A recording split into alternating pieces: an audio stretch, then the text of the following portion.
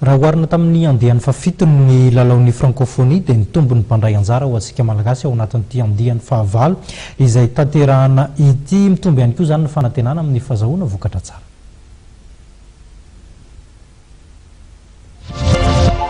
Andro iray melohan'ny fanokafana amin'ny fomba ofisialy ny lalao faha-valo ny Francophonie dia efa vory lanina daholo ireo atleta sy artista malagasy hiandrika ireo taranja 12 andraisan'ny anjara.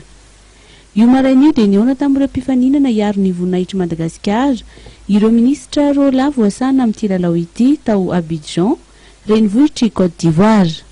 Na dia teo aza ny tsy dia fampina nentina nanoanana ireo mpifaninana malagasy dia nisy niezaka nentin'ny fitondram-panjakana na ahafahana nandefa ireo atleta malagasy tany an-toerana hoy ny ministry ny kolotsaina sy ny vakoka.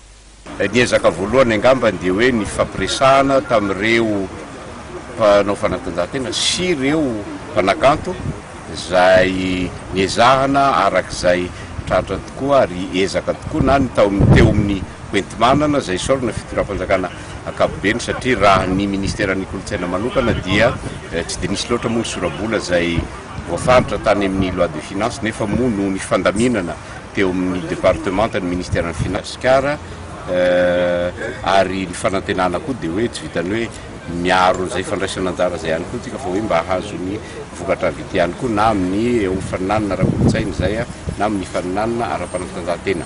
Nitombo betsaka lavitra noho ny tamin'ny lalao faha-fito kosa ny mpifaninana malagasy tamin'ity indray mitoraka ity.